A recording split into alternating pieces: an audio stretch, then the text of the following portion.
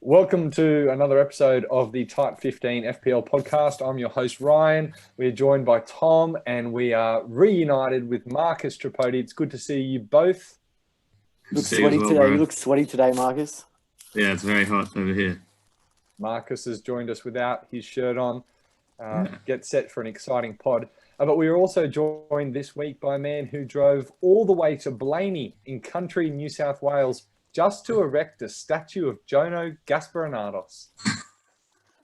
A man so loved by his parents, they decided to name him after a small city in Serbia. And a man who, prior to publishing his essays in the FPL group chat, used to write football articles under the alias The Sanchez. It's Parlay Paxton. Welcome, Parlay. Let's go. Who else could it be? Thanks for the love. Great to have you on the show, Parlay. It's also an incredible night for all of Australia because it's 15 years to the day since John Aloisi took that penalty. Remember that moment? 16th of November. Yeah. Where are you guys? Do you remember where you were when you saw that happen?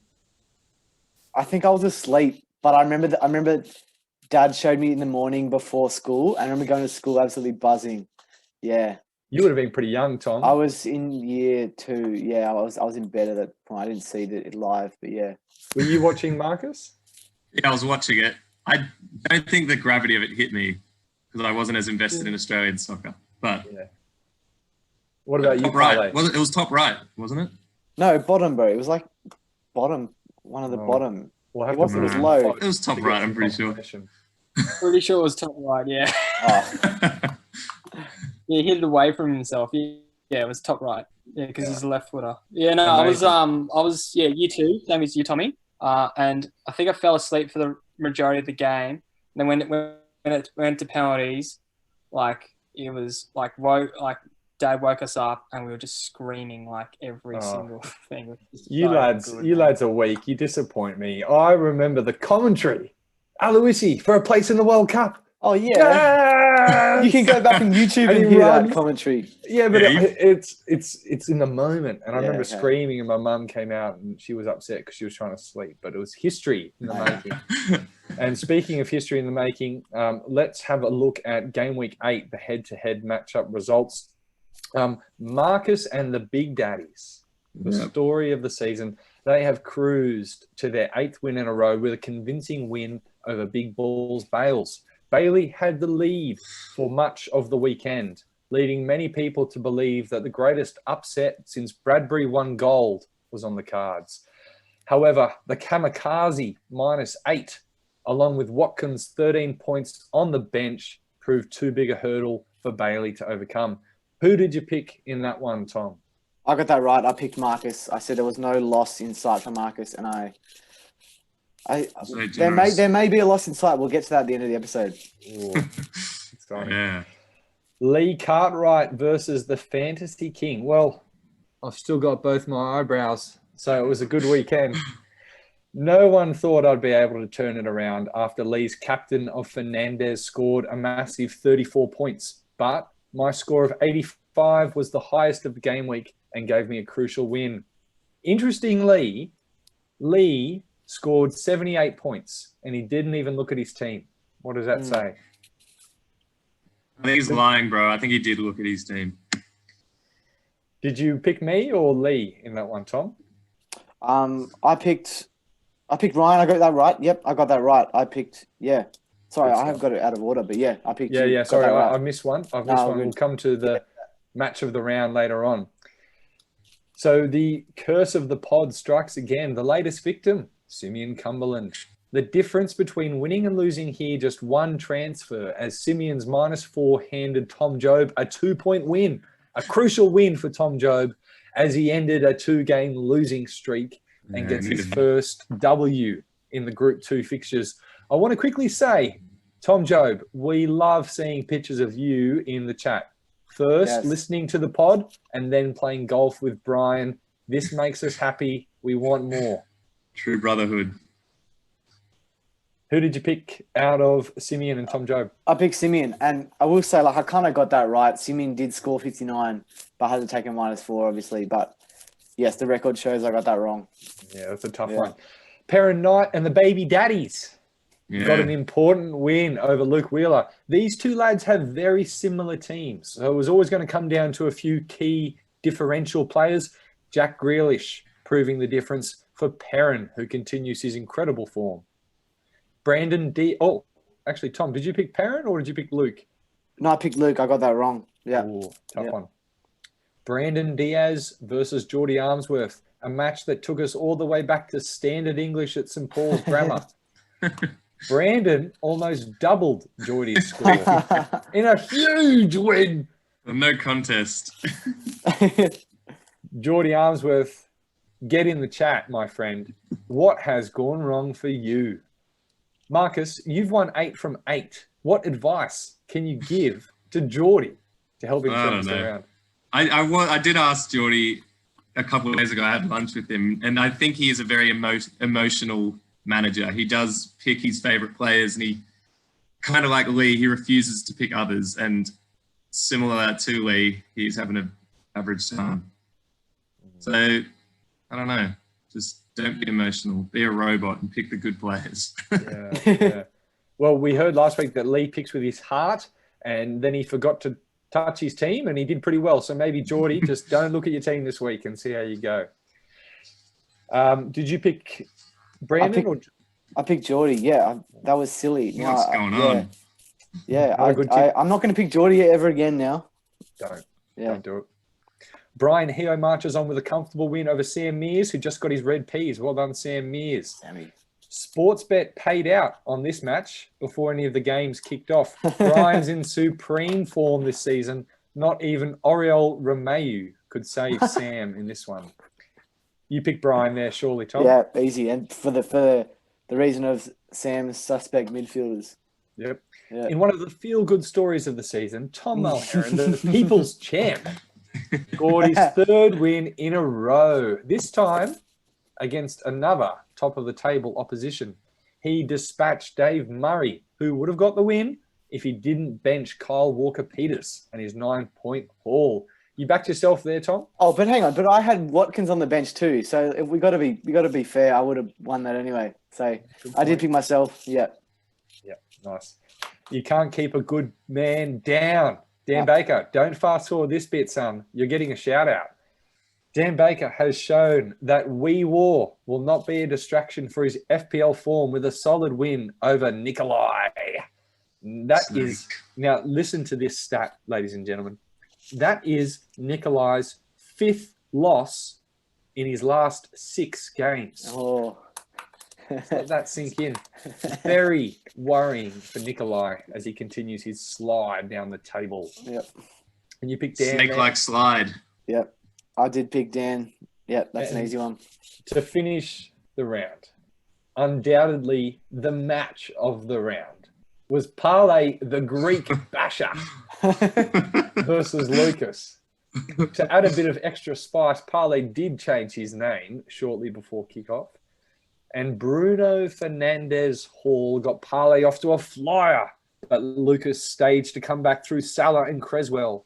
But in the end, it came down to 1 point as Parlay emerged the winner, handing Lucas his 4th loss in a row. That's insane. What is happening to Lucas right now?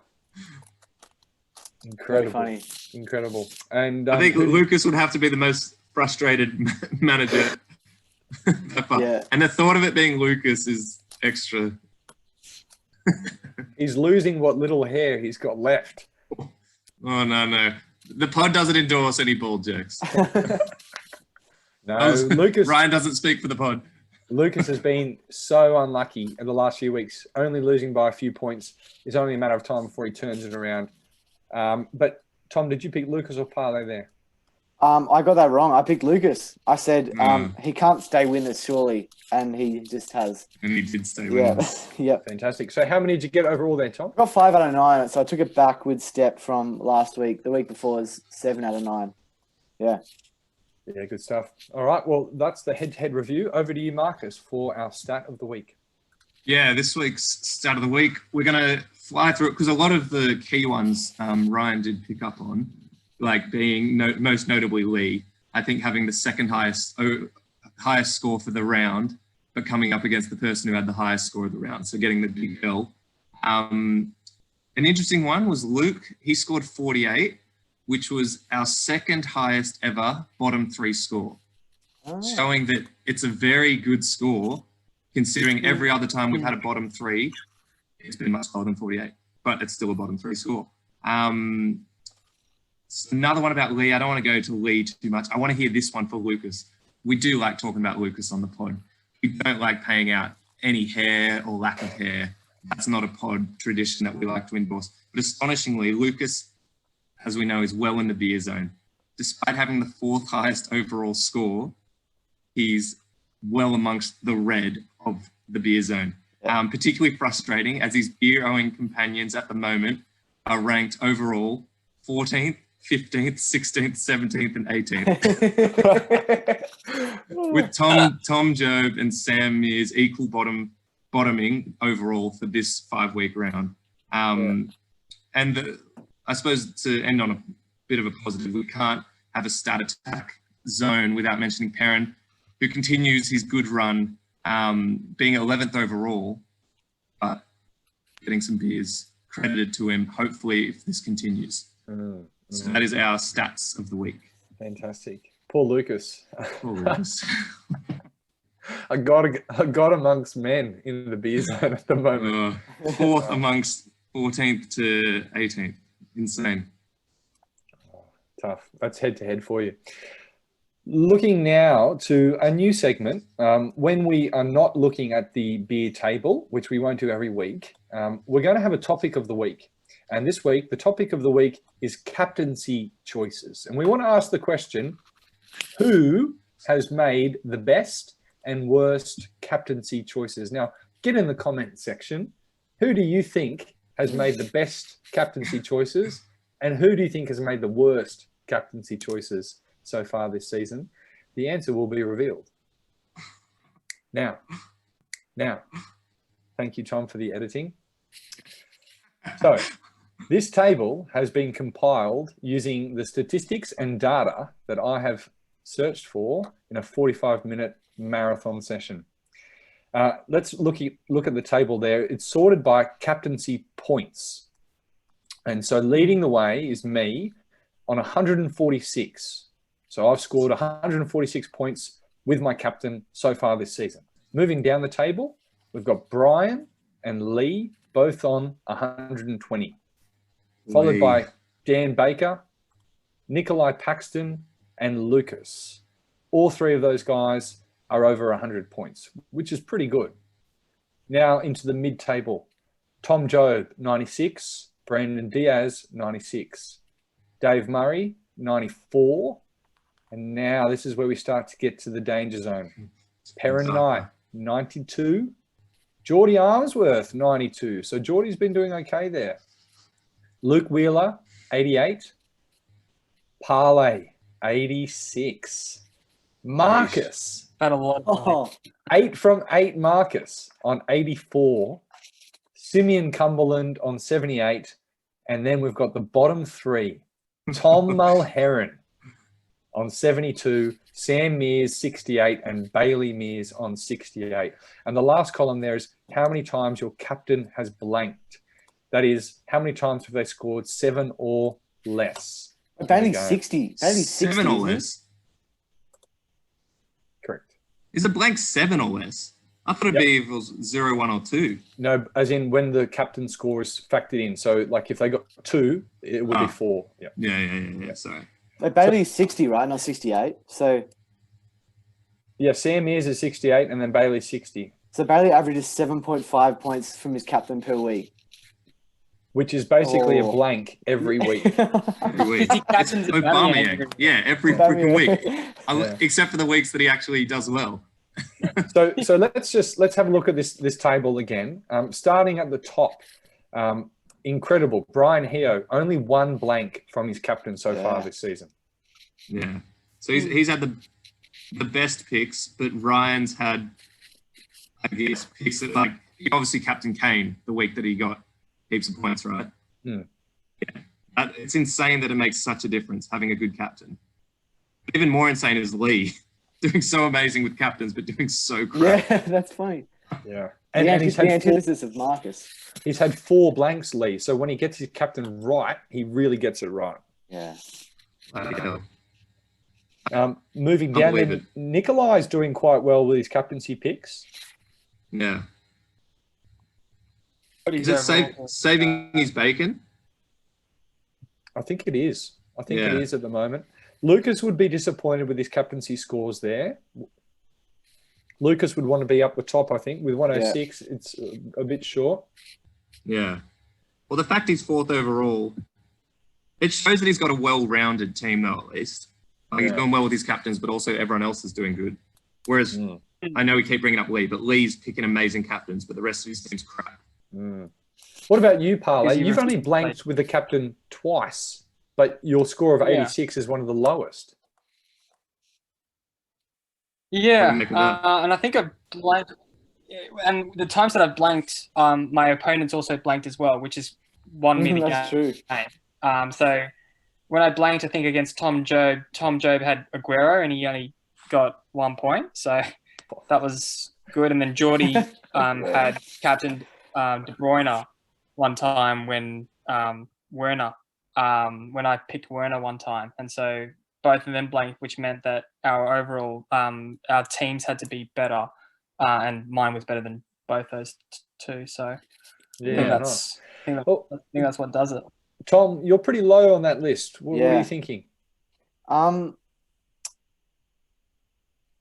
The story of my season's been like I've won more head-to-heads than I've lost, but I've been kind of chasing points. So like Salah's big week, I didn't have him, and I've got him in since then, and he hasn't fired since then. And same with Rodriguez and those guys I've captained, and Son as well. Chase Son, I missed Son's big games and been captaining him. So it's kind of like if you look at my team, it looks like I would have scored a fabulous amount of points, but if you go through each individual game week, I haven't had those players captained. Yeah. What about for you, Ryan? You keep the same captain, or are you alternating based on fixtures? Yeah, it's a good question. I was really surprised that I'd scored so many captaincy points, and I thought others would have scored more than me. I've really not gambled on the captaincy this season. It's either been Salah or Kane. That's it. You picked the good weeks to pick them. I might have gone KDB once, but I'm pretty sure it's just been Salah or Kane. And maybe that's the lesson here. It's, you can gamble and get the odd week that really works out for you. But over a period of 7, 8, 9 game weeks, Salah and Kane, the big guns, are going to fire. Yeah. It's insane. Well, I was going to say, I'm just looking at like the overall ladder. You and Brian stand out as like picking really good captains and having a good balanced team. And then Lucas is also up there as well. I know his captain obviously letting him down, but he's got such a solid rest of team. I think I have looked at it. It's actually the second best overall. So it shows he's making like good, well-rounded picks, but just not picking on the week to high scoring players. Yeah. It's a good start. Yeah, it's so interesting. And you can talk about this for ages. Looking at the table, Marcus, is it making you want to change your captaincy strategy? Not really. I don't know. I've just been picking Salah whenever I have him, because I know that last year I was chasing, similar to Tom, just chasing like, oh, he got good points, I'm going to go him. Or I'm going to be real rogue and try to go against the grain. Whereas I know like, generally, if you just stay consistent, it should even out. But I don't know. Like it hasn't really been working that much. That's insane. Yeah, you've doubled a few people on the ladder just from captaincy. Yeah, and it will make a difference come the end of the season. Let's move on. We can talk about this more in the chat, but we want to meet our manager, our special guest for the week. So over to you, Marcus, and we can meet Parlay. We can meet Parlay. Welcome, Parlay. Great to have you. Our number one fan. Yeah, number one fan. Biggest fan girl. Number one subscriber, mate. Do you think you'll be the first one to watch this pod as well? Yeah, probably. Yeah, for sure. When Tommy tells me it's out, I'll be out watching it for sure. Well, that's the beauty of subscribing. Yeah. Because I was saying to you, mate, I watch it with one of my clients. So he's obsessed with this as much as I am. So so Is he funny. subscribed? Has he subscribed? I don't think so, nah. No, he doesn't have a YouTube account, so he just watches it with me. Does he have a favourite host? Does he have a favourite host? No. Uh, I tell him him all about you, mate. So definitely not. Maybe get his insight tomorrow. Get his reflections on the dynamics of the pod, who the funny pod host is, who the serious one is. That'll be interesting. Anyway, Ryan keeps giving me the eyes, and I am conscious of time because I feel we're already hovering around the 30-minute mark, maybe. So I just had 2 key questions for you. I was curious about your day-to-day life, Parlay. I just want to know what you do, what you get done in a day. I heard you drive long distances. Tell me more. Yeah, so I drive. Yeah, so I'm a case manager. So like I work in the social work sphere. So I work in like the mental health and disability sector.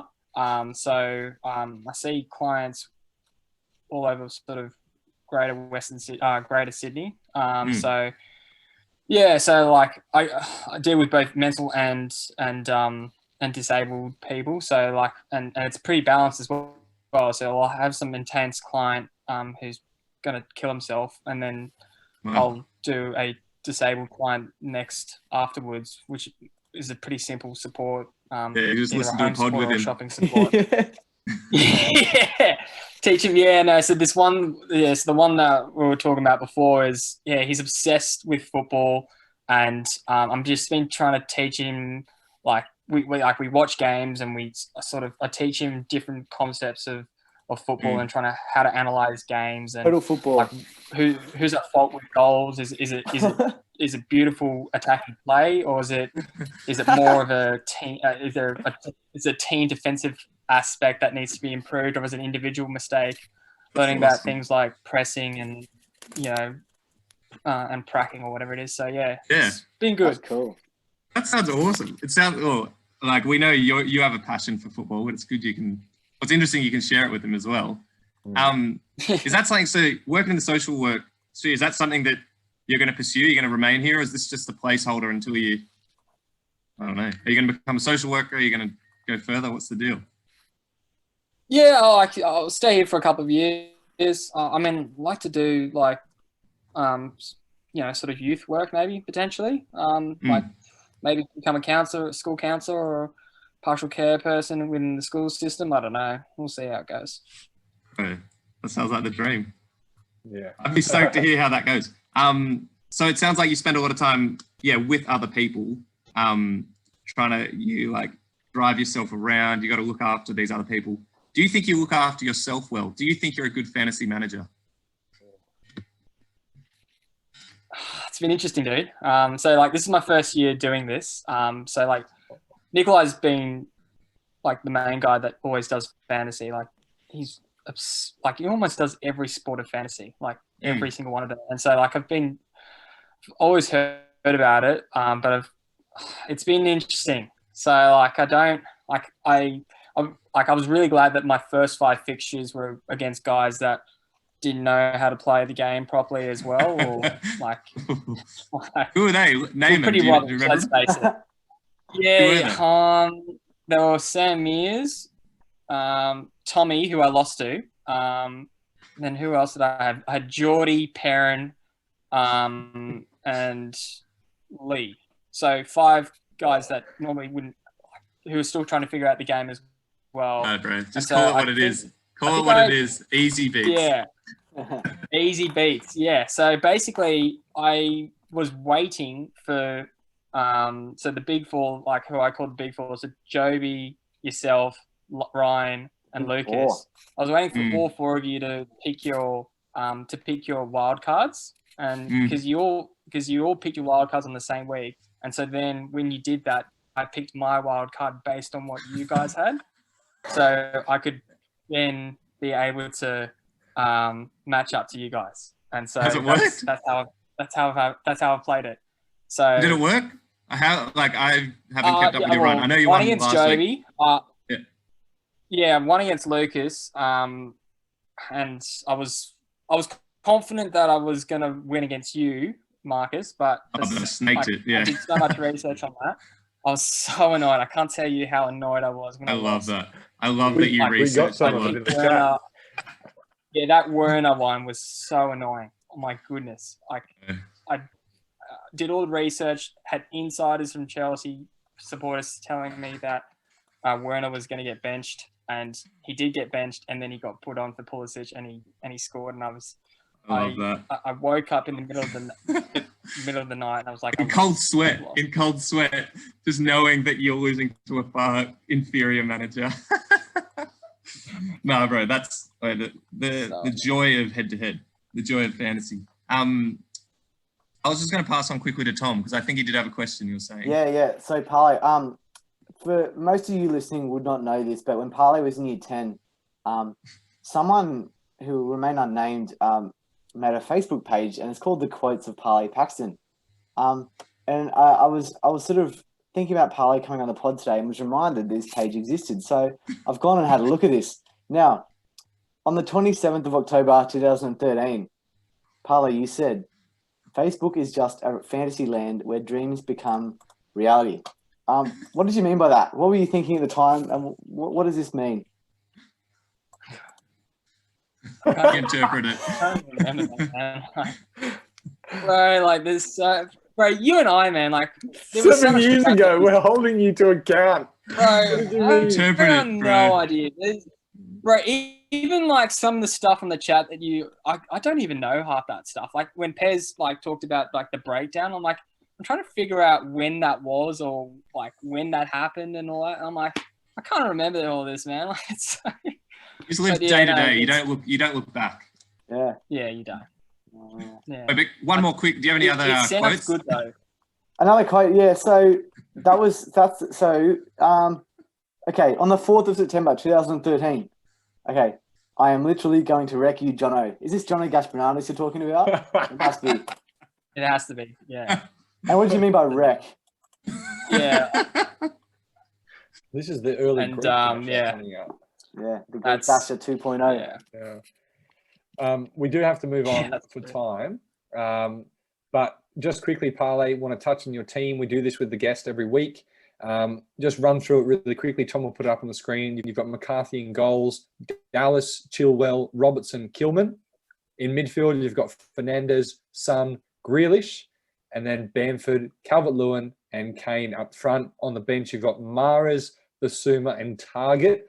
Are you going to make a transfer this week? If so, who? And who are you going to captain? Aren't I playing you, bro? I'm basically revealing my secrets. I'm basically revealing my secrets to the enemy, which is very. Lucas Gaspanados would be very annoyed at me for doing such. We can add to his words. Ryan will reveal his team as well.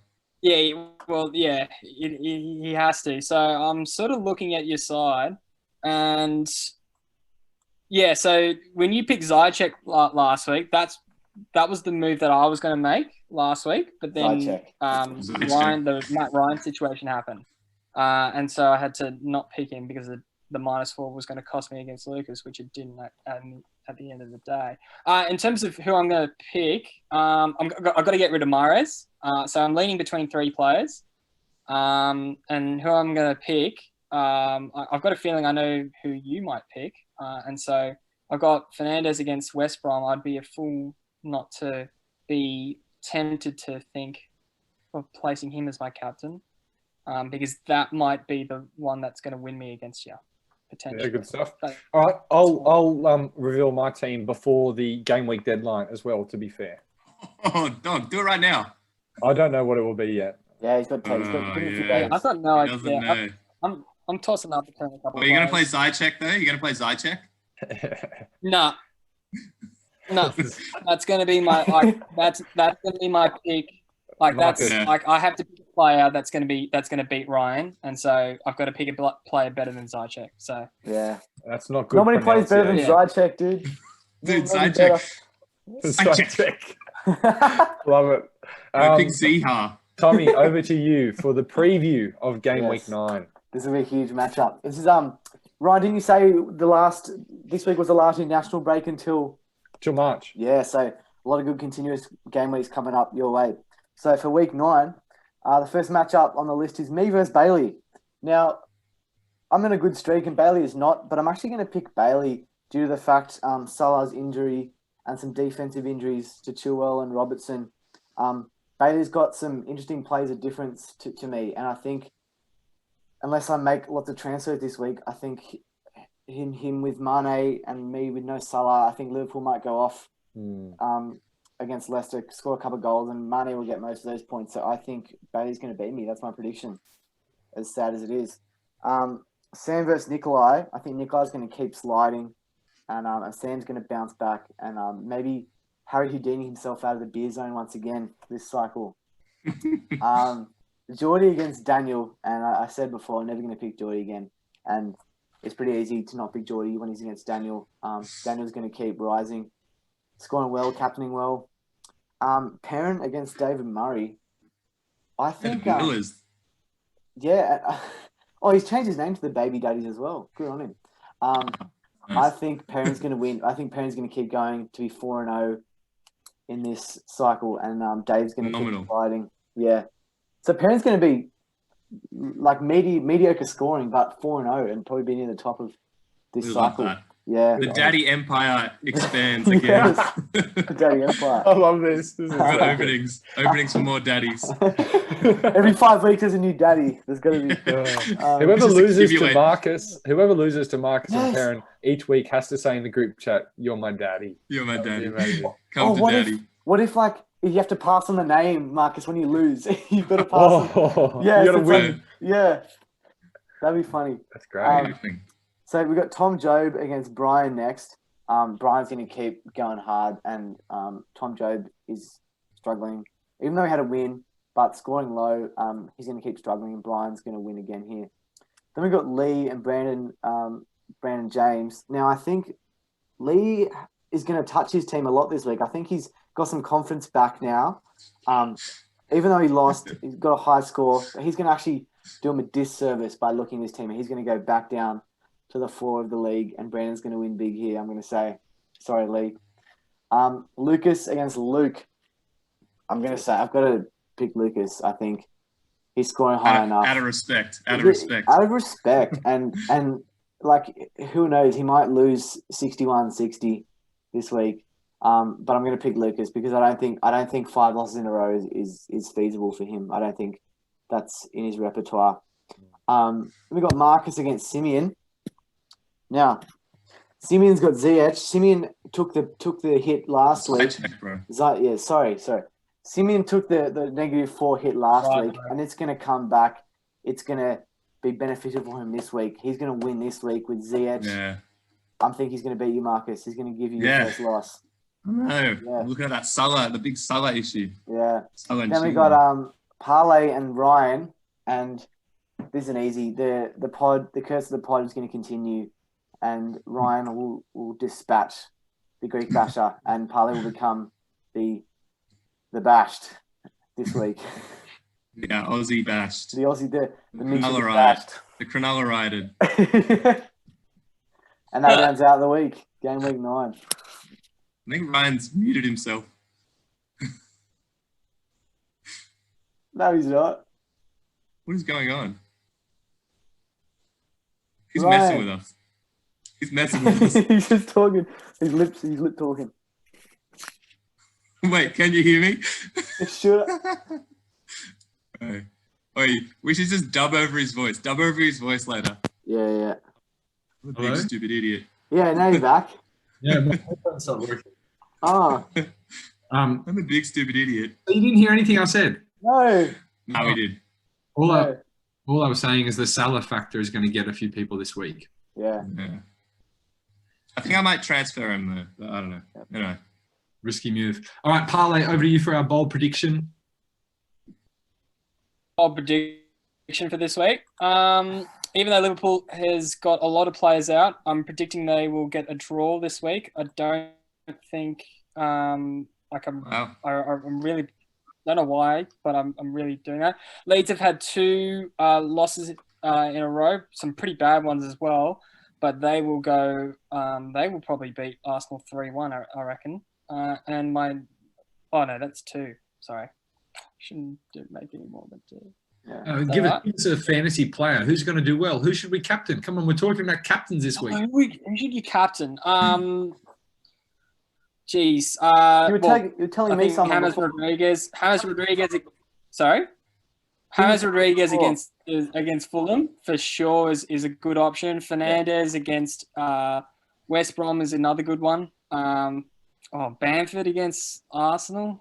Actually, probably not Bamford. Probably not Bamford actually against Arsenal. I don't think. Make a points prediction for Zychek. Ziha. How many goals will Rodriguez score? He'll assist 2 and he'll score 1. Yeah, okay. Big. That's big. Well, maybe I might transfer him in and get the win over you, Parlay. But thanks for joining us this week. It's been fun. It's been great. All the best. I'm stoked that FPL is back. It'll make my weekends fun again. Take care, and we'll see you next week.